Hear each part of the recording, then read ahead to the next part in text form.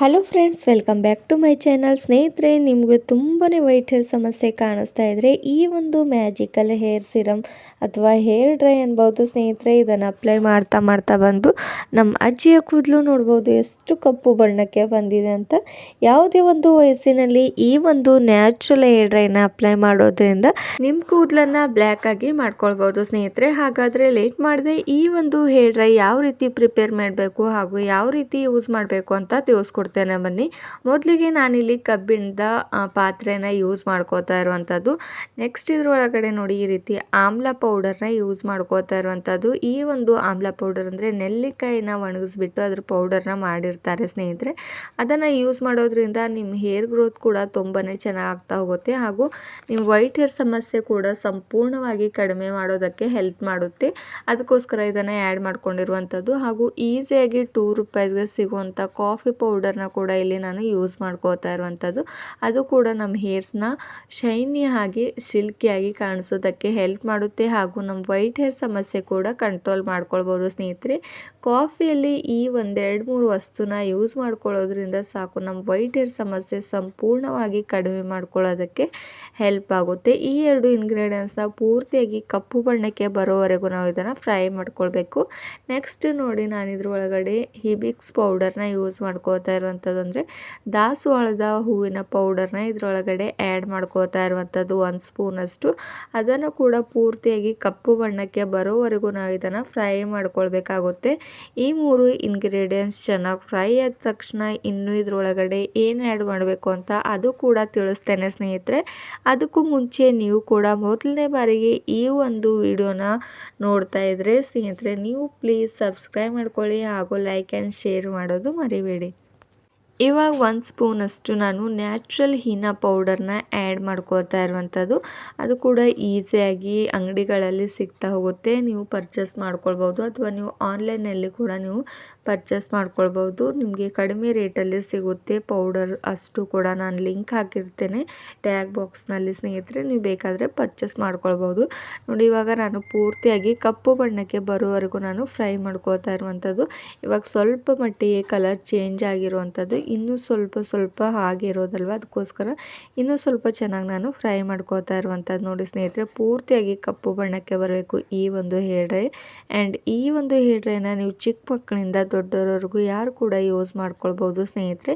ಇದರಿಂದ ನಿಮ್ಮ hair growth ಕೂಡ ತುಂಬಾ ಚೆನ್ನಾಗಿ ಆಗ್ತಾ ಹೋಗುತ್ತೆ. ನಿಮ್ಮ ಕೂದಲು ಕೂಡ ಎಷ್ಟೇ ಹೇರ್ ಫಾಲ್ ಸಮಸ್ಯೆ ತುಂಬಾ ಜಾಸ್ತಿ ಪ್ರಮಾಣದಲ್ಲಿ ಕಾಣಿಸ್ತಾ ಇದೆ ಅಂದರೆ ಅದು ಕೂಡ ಕಡಿಮೆ ಮಾಡ್ಕೊಳ್ಳೋದಕ್ಕೆ ಹೆಲ್ಪ್ ಮಾಡುತ್ತೆ. ಯಾಕಂದರೆ ಇದ್ರ ಒಳಗಡೆ ನಾನು ದಾಸವಾಳದ ಹೂವಿನ ಪೌಡರ್ನ ಆ್ಯಡ್ ಮಾಡ್ಕೊಂಡಿದ್ದಲ್ವ, ಹೂವಿನಿಂದ ನಮ್ಮ ಕೂದಲು ತುಂಬಾ ಉದ್ದವಾಗಿ ಹಾಗೂ ತಿಕ್ಕಾಗಿ ಬೆಳೆಯೋದಕ್ಕೆ ಹೆಲ್ಪ್ ಮಾಡುತ್ತೆ ನೋಡಿ ಸ್ನೇಹಿತರೆ.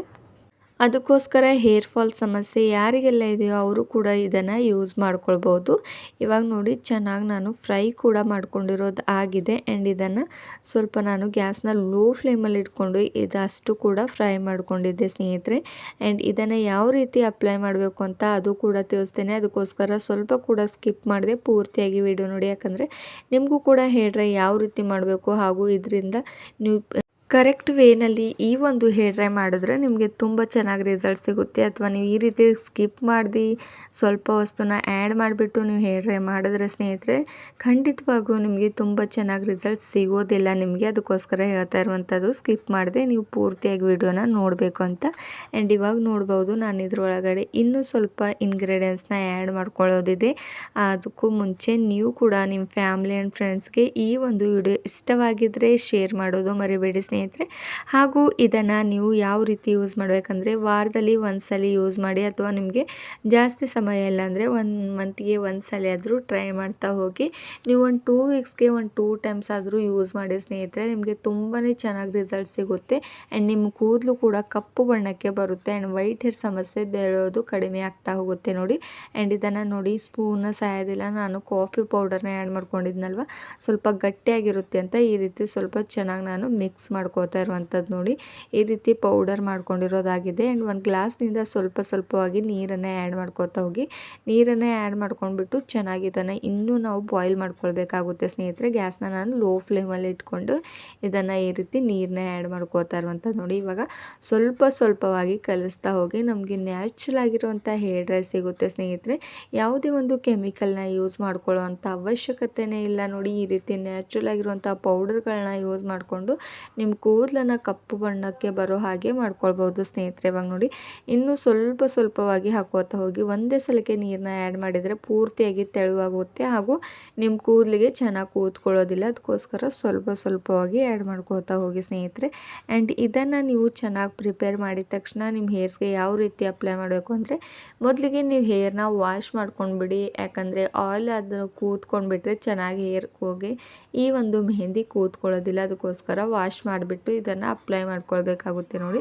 ಇದನ್ನು ನೀರನ್ನ ಸ್ವಲ್ಪ ಹಾಕ್ಕೊಂಡ್ಬಿಟ್ಟು ನಾನು ಇನ್ನೂ ಸ್ವಲ್ಪ ಪ್ರಮಾಣದಲ್ಲಿ ಇದನ್ನು ಚೆನ್ನಾಗಿ ನಾನು ಬಾಯ್ಲ್ ಮಾಡ್ಕೋತೇನೆ ನೋಡಿ ಸ್ನೇಹಿತರೆ. ಸ್ವಲ್ಪ ಚೆನ್ನಾಗಿ ಕುದಿಸ್ಕೊಳ್ಬೇಕಾಗುತ್ತೆ. ಅದಕ್ಕೋಸ್ಕರ ಈ ರೀತಿ ಗ್ಯಾಸ್ನ ಲೋ ಫ್ಲೇಮಲ್ಲಿ ಇಟ್ಕೊಂಡು ಚೆನ್ನಾಗಿ ನಾನು ಇದನ್ನು ಕುದಿಸ್ಕೋತಾ ಇರುವಂಥದ್ದು.